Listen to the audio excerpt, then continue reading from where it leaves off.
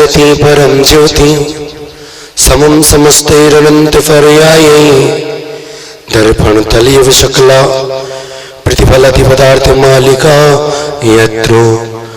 पुलवंतानंद सतप्रमेष्टि भगवान की 1008 श्री शांतिनाथ भगवान की परम पूज्य चरवा श्रीमणि आचार्य गुरुदेव विशुद्ध सागर जी महामुनि राज की परम पूज्य श्रवण रत्न 108 सुप्रभ सागर जी महामुनि राज की परम पूज्य श्रवण रत्न 108 प्रणत सागर जी महामुनि राज की। जैसा कि आपको विदित है, प्रतिदिन की भांति आज भी हमारे मध्य देश देशांतरों से समीचीन विकल्प पूज्य श्री के चरणों तक पहुंचे। उन्हीं समीचीन विकल्पों का सम्यक समाधान परम पूज्य गुरुदेव श्री सुप्रभ सागर जी महाराज के पावन पुनीत मुखारविंद से आप सब तक सुप्रभ आवाज यूट्यूब चैनल के माध्यम से एवं पारस चैनल के माध्यम से आपके घर पहुंच रहे हैं। मैं आप सबकी ओर से परम पूज्य प्रणत सागर जी महाराज श्री के पावन पुण्य चरणों में त्रिवार नमोस्तुपूर्वक निवेदन करता हूँ कि हे गुरुदेव, जो विकल्प समीचीन विकल्प हमारे मध्य आए हैं उनको आप प्रस्तुतिकरण करते हुए पूज्य गुरुदेव से उन विकल्पों का समाधान सभी को दिलाएं। पूज्य गुरुदेव नमोस्तु नमोस्तु नमोस्तु। ओम नमः सिद्धेभ्य। पंच परमेष्टि भगवान की परम पूज्य आचार्य भगवंत गुरुवर विशुद्ध सागर जी महाराज की परम पूज्य मुनिश्री सुप्रभ सागर जी महाराज की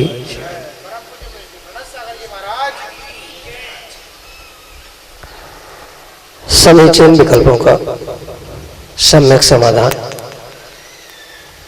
आत्मा को परमात्मा बनाने के लिए एक ऐसा अनूठा उपाय हम सभी को परम पूज्य आचार्य भगवान गुरुवर विशुद्ध सागर जी महाराज के मंगल सुभाषिष से प्राप्त हुआ और समीचीन विकल्प और सम्यक समाधान, उनका सम्यक समाधान परम पूज्य मुनिश्री सुप्रभ सागर जी महाराज हम सभी को आगमुक्त विधि से सहज और सरलतम भाषा में प्रदान कर रहे हैं।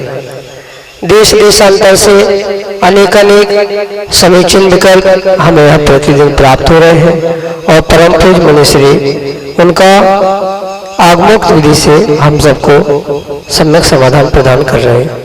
प्रारंभ करते हैं आज का सम्यक समाधान। और आज का पहला विकल्प सारंगपुर मध्य प्रदेश से डॉक्टर अंकित जैन पुरवाल परम पूज्य मुनिश्री के चरणों में बारंबार नमोस्तु निवेदित करते हुए अपना समीचीन विकल्प रख रहे हैं कि महाराज जी द्रव्य वेद और भाव वेद को स्पष्ट और सरलता से समझाने की कृपा करें। नमोस्तु महाराज जी, नमोस्तु। ओम नमः सिद्धम। परम पूज्य आचार्य भगवान गुरुवर विशुद्ध सागर जी महाराज जी के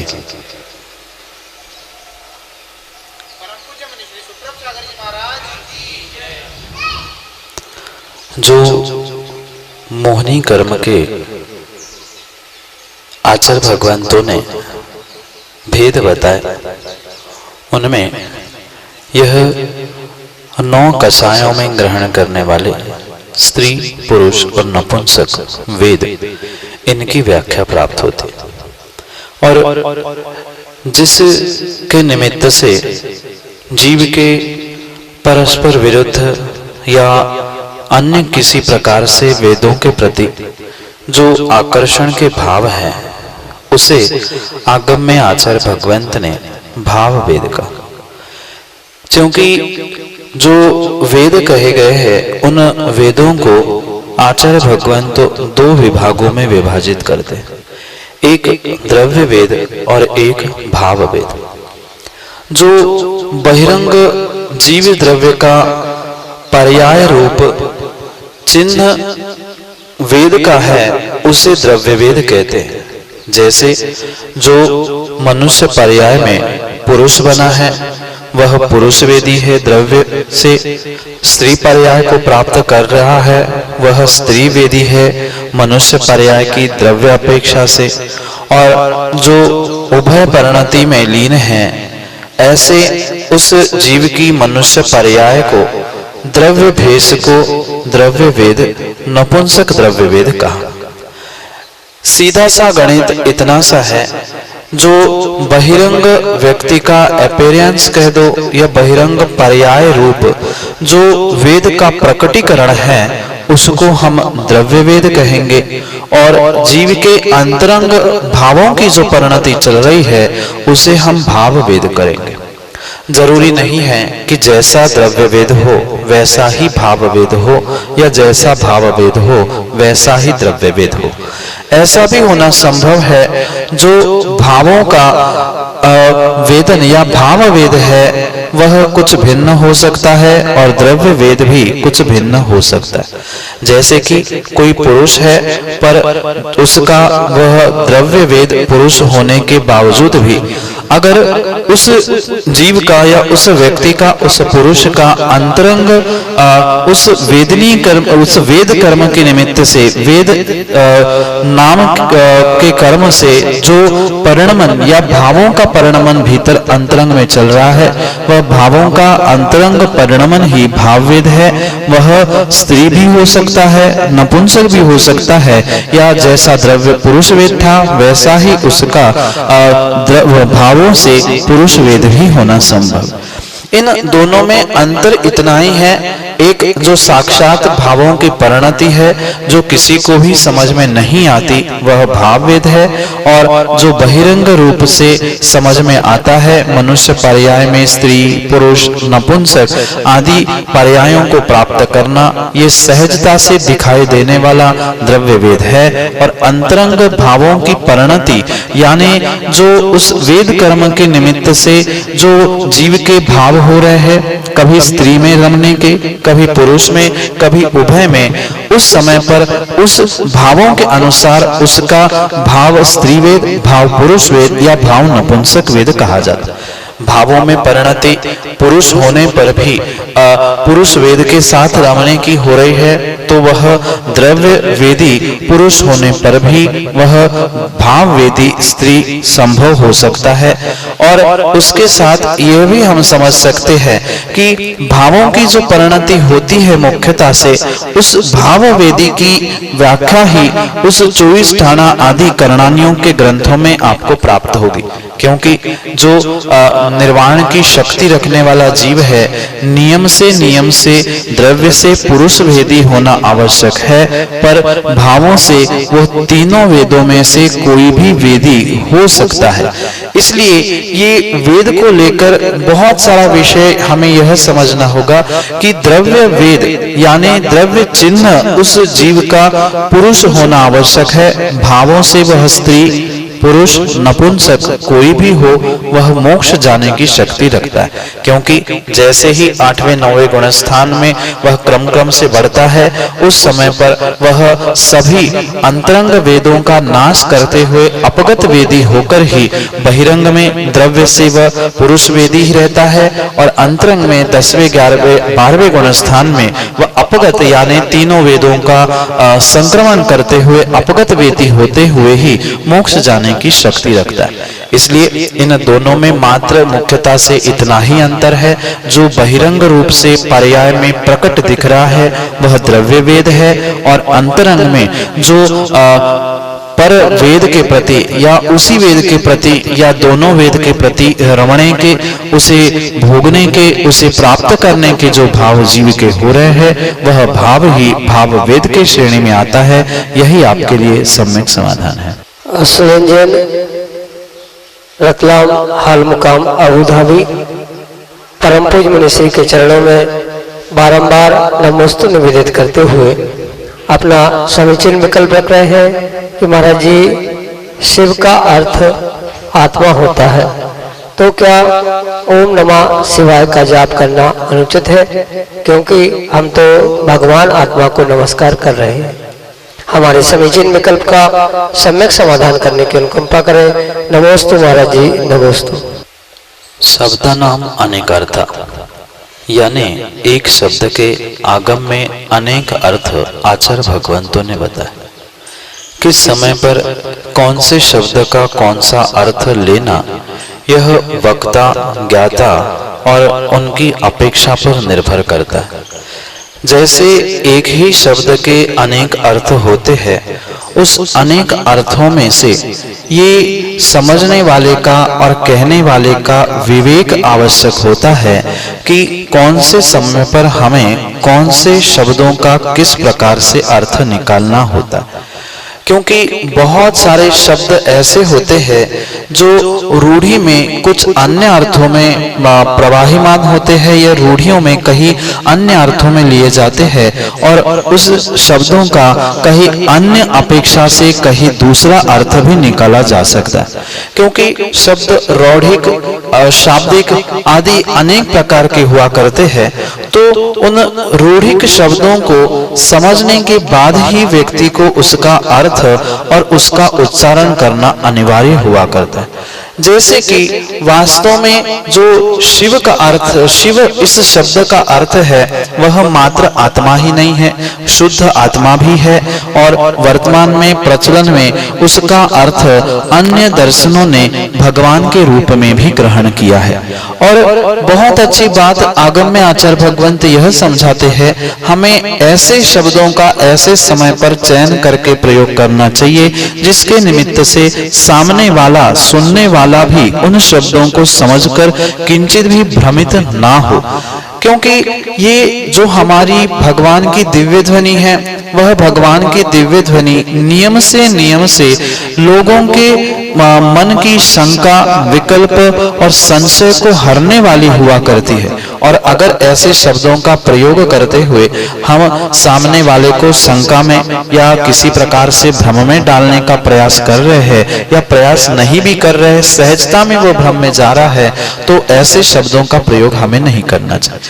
जैसे उस शिव शब्द का आत्मा भी नाम होता है, कहीं ईश्वर, शंकर आदि भी नाम होते हैं, तो लोगों को जिस प्रकार से उस शब्द का अर्थ ज्ञात है, लोग तो आपके पढ़ने पर उसका वैसा ही अर्थ करेंगे। भले ही आपका अभिप्राय, आपकी भाषा, आपके भाव भले ही भिन्न हो, पर आपने कुछ उन शब्दों का ऐसा प्रयोग सबके सामने किया तो लोग उसको हो सकता है किसी भी प्रकार से अन्य अर्थ में ले जाकर अन्य बातों का प्रचार प्रसार कर सकते हैं। पर अगर वास्तविकता में उस शब्द का जैसा अर्थ, अभिप्राय आपको ज्ञात है और आप स्वयं के चिंतन मनन के लिए उसका प्रयोग कर रहे हैं, तो वहां किंचित भी कोई भी विकल्प करने की बात नहीं है। पर सीधी सी बात यह है कि ऐसा कार्य हम ना करें जिसके द्वारा हमें भी और सुनने देखने वालों को भी कोई अन्य प्रकार का भ्रम उत्पन्न हो।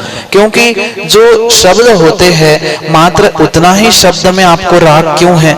आत्मा के बहुत सारे पर्यायवाची नाम हैं, उस शुद्ध आत्मा के भी बहुत सारे पर्यायवाची नाम हैं। हम जिनाय कहे, सिद्धाय कहे, आदि आदि अनेक शब्दों का प्रयोग कर सकते हैं, उसका निषेध नहीं है। पर फिर भी ये समझना कि ऐसे कार्य, ऐसे शब्दों का चयन हम ना करें। यद्यपि शुद्धम लोक विरुद्धम ना करणीयम ना चरणीयम, ये लोकोक्ति हमें बहुत अच्छे से जीवन में उतारने की आवश्यकता है। जो जिसका जैसा अर्थ लोक में रूढ़ी में चला आ रहा है, उसे तोड़कर छोड़कर हम उसका प्रयोग सर्वथा सर्वत्र नहीं कर सकते हैं। क्योंकि हमारा प्रत्येक समय का अभिप्राय हम सामने वाले को स्पष्ट हर समय हर जगह नहीं कर सकते। इसलिए अगर आप अपने चिंतन के लिए, मनन के लिए वह शब्द का प्रयोग कर रहे हैं तो उसमें कोई भी बाधा नहीं है।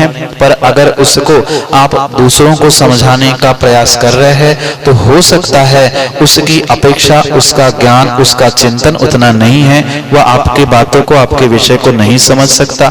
इसलिए हम शब्दों में ना अटकते हुए अपने भावों को समझते हुए अनेकानेक और भी पर्यायवाची शब्द है उसका प्रयोग कर सकते हैं। इसलिए जो शब्द, क्योंकि शब्द तो एक होते हैं, उसके अनेक अपेक्षाओं से अनेक स्थानों में हमें अनेक प्रकार से अर्थ निकालना आवश्यक हुआ करते हैं।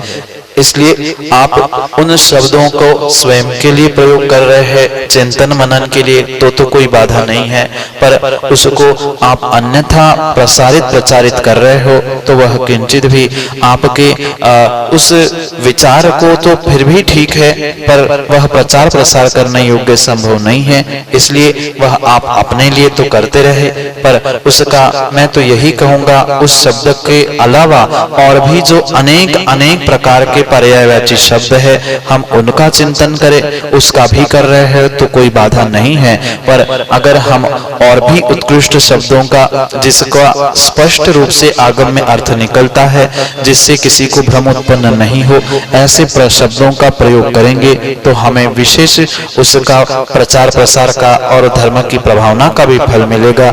यही आपके लिए सम्यक समाधान। संजय जैन, धुबड़ी, आसाम से परम पूज्य मनुश्री के चरणों में सपरिवार कोटि कोटि नमस्ते निवेदित करते हुए अपना समीचीन विकल्प रख रहे हैं कि महाराज जी अपने घर के पूजा घर में क्या क्या रखना चाहिए। मंदिर में महाराज श्री की फोटो रखना चाहिए या नहीं, घर में आरती और जाप माला आदि कर सकते हैं या नहीं। हमारे समीचीन विकल्प का सम्यक समाधान करने की अनुकंपा करें।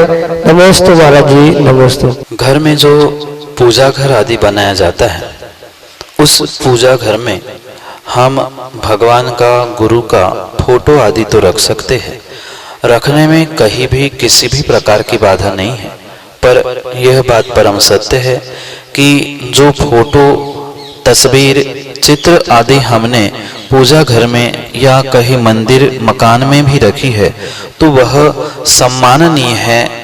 वह जितनी सम्माननीय है, वह किंचित भी किसी भी प्रकार से पूजनीय नहीं है। यह हमें बात समझनी हो, क्योंकि जो पूजा करने योग्य भगवान की प्रतिमा आदि का उल्लेख प्राप्त होता है, उन स्थानों पर स्पष्ट रूप से आचार्य भगवंत का कहना है कि प्रतिमा मात्र तदाकार रूप ही होती है, और वह प्रतिमा मात्र पत्थर या धातु की ही हो सकती है। अन्य किसी भी प्रकार से कागज की, काष्ठ की, प्लास्टिक की, कांच की, सीमेंट की या कुधातुओं की वह प्रतिमा संभव नहीं होती। इसलिए जो आपने फोटो तस्वीर रखी है, वह रखने में कहीं भी किसी प्रकार की हर्ज नहीं है, कोई बुराई नहीं है, पर यह भी बात हमें समझने योग्य होगी कि वह फोटो मात्र और मात्र एक सम्मान विनय का प्रतीक रूप हम उच्च स्थान में रखे, उसका अभिनय भी नहीं करना चाहिए, पर वह किंचित भी पूजा, आरती, अर्घ्य चढ़ाने के योग्य नहीं है। अगर कागज की ही पूजा हो जाएगी, चित्रपटों की ही पूजा अगर प्रारंभ हो जाएगी, चाहे चलचित्र हो चाहे स्थिर चित्र हो, किसी भी प्रकार से चित्रों की पूजा, आराधना, आरती, अर्घ्य आदि किसी भी प्रकार से आचार्य भगवान ने स्वीकार नहीं किया है। और फोटो मात्र जो सम्मान के लिए हमने रखी है, वह एक सम्मान गुरु का, भगवान का प्रतीक रूप हमने रखी है और वह रख सकते हैं, पर उसकी आरती, पुनः कह रहा हूं, अर्घ्य, पूजा, आरती किंचित भी नहीं कर सकते, क्योंकि अतदाकार स्थापना पंचम काल में आचार्य भगवंतों ने निषेध रूप कही है। अगर पूजा, फोटो की ही आरती और पूजा, अगर अर्घ्य चढ़ाना आदि हो जाएगा तो लाखों करोड़ों खर्च करके पंच कल्याणक आदि करने की कोई आवश्यकता ही नहीं पड़ेगी। इसलिए रखने में बाधा नहीं है, पर पूजा आदि नहीं कर सकते। आरती भी एक घर में मंगल रूप, प्रतीक रूप फोटो के सामने हम रख सकते हैं, मात्र दीपक प्रज्वलन के रूप में भी, या एक घर में शुद्ध वातावरण बने इसके लिए, पर उस फोटो की आरती उतारकर फिर दीपक रखना यह आगमोचित बात नहीं है। हाँ, अगर आपको आरती करना ही है, अर्घ्य चढ़ाना ही है, तो फोटो के साथ अगर आप जिनवाणी रख दोगे तो जिनवाणी की आरती भी किया जा सकती है, जिनवाणी को अर्घ्य भी चढ़ाया जा सकता है, पर फोटो की आरती अर्घ्य नहीं होता। पर फोटो के सामने बैठकर, या जहां हमने देवघर बनाया है, अपने घर में पूजा घर बनाया है, उस प्रशस्त स्थान में बैठकर फोटो के सामने भी हम भगवान की माला आदि फेर सकते हैं। माला फेरने में कहीं से से कहीं तक बाधा नहीं है। माला फेर सकते हैं, घर में दीपक भी हम जला सकते हैं, दीपक जलाकर माला भी फेर सकते हैं, पर दीपक जलाने का और माला फेरने का मात्र अभिप्राय ये होना चाहिए कि हमने एक मंगल द्रव्य रूप वह दीपक प्रज्वलित किया है। दीपक से भगवान की आरती या अर्घ्य चढ़ाना आदि क्रियाएं संभव करना उचित नहीं है, और वह दीपक के साथ सामने बैठकर, फोटो के सामने बैठकर हम सामान्य रूप से माला फेर सकते हैं, पर माला और वह दीपक रखने में, आरती आदि रखने में ये बात हमें समझनी होगी कि वह भगवान की फोटो मात्र सम्माननीय है, वह पूजनीय नहीं है। पूजा तदाकार वस्तु की होती है। कागज में फोटो, टीवी आदि की फोटो ये अतदाकार स्थापना होने से आरती, पूजा आदि अर्घ्य चढ़ाने योग्य नहीं है।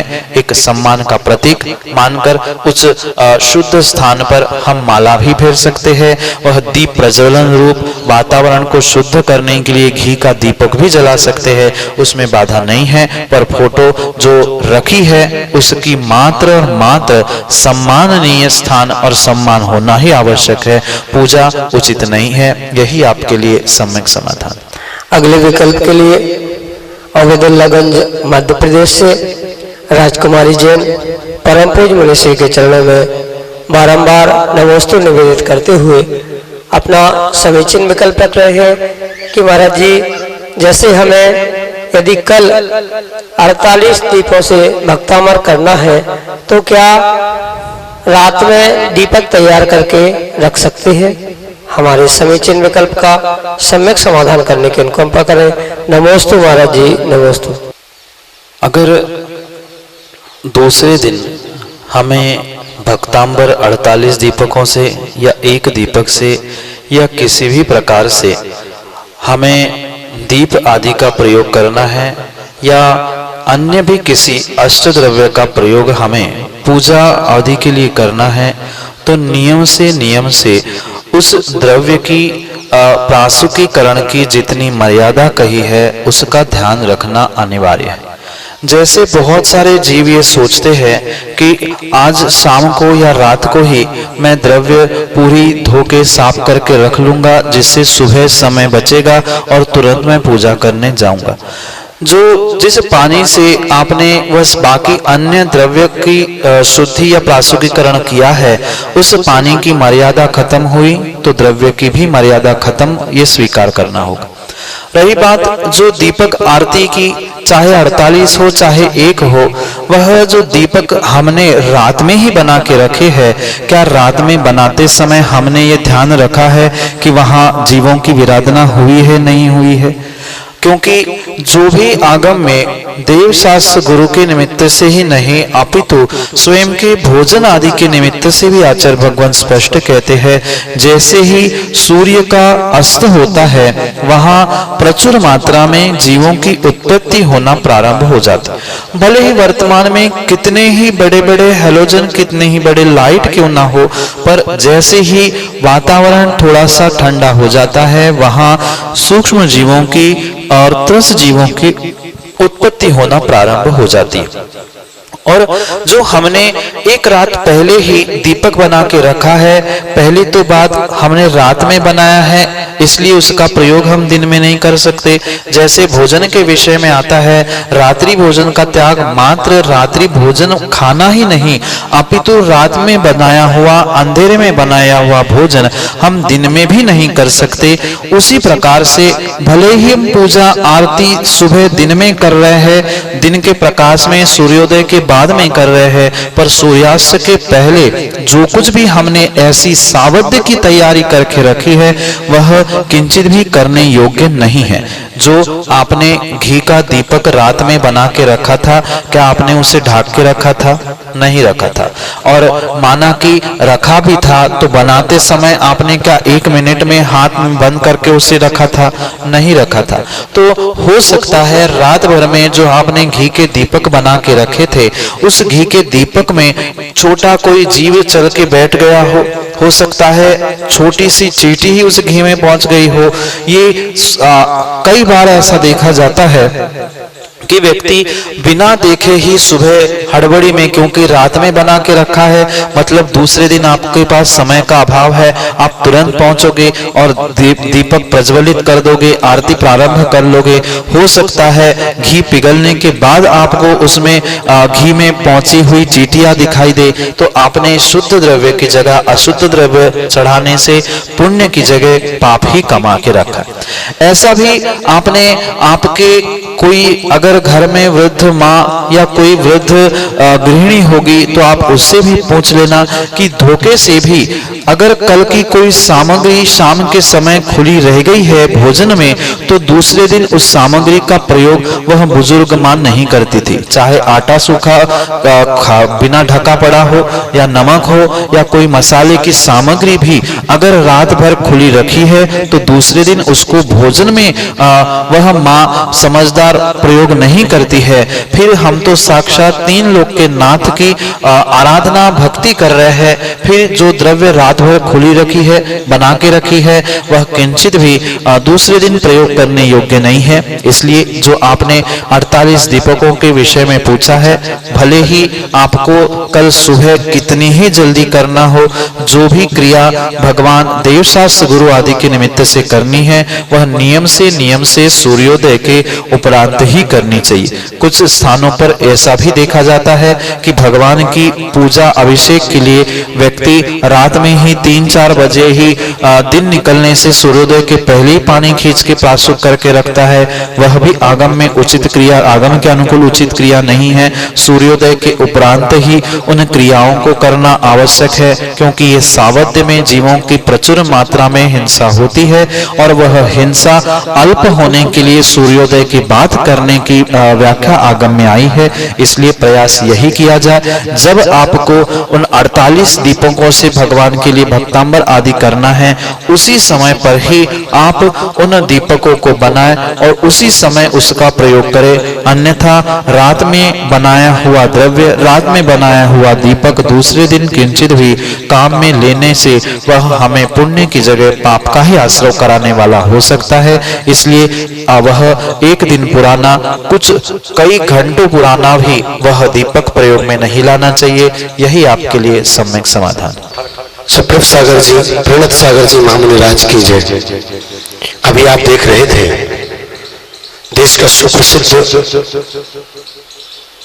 सम्यक समाधान परम पूज्य श्रवण रत्न स्वामी सुप्रभ सागर जी के पावन पुनीत मुखारविंद से हमें समीचीन विकल्प आप सबके माध्यम से प्राप्त होते हैं। अतः अपने समीचीन विकल्प हमें व्हाट्सएप के माध्यम से 8707548811 या 7415306441 इन व्हाट्सएप नंबर पर भेज सकते हैं, या हमें ईमेल के द्वारा सम्यक समाधान @gmail.com इस पर भी आप अपने समीचीन विकल्प गुरुदेव के चरणों तक भेज सकते हैं। हमारा प्रसारण प्रतिदिन पारस चैनल पर ठीक 4 बजे एवं उसी का प्रसारण सुप्रभ उवाच यूट्यूब चैनल पर ठीक 5:15 बजे शाम को 5:13 से प्रसारित होता है। रात्रि में ठीक 7:40 पर परम पूज्य श्रवण रत्न स्वामी सुप्रभ सागर जी के मंगलमयी प्रवचनों का लाभ आप जिनवाणी चैनल पर 7:40 पर प्रतिदिन प्राप्त कर सकते हैं। आप हमसे जुड़िए, हमारे चैनल को सब्सक्राइब करिए, शेयर करिए, बेल आइकन दबा करके आप हमसे जुड़े रह सकते हैं। सभी को जय जिनेंद्र।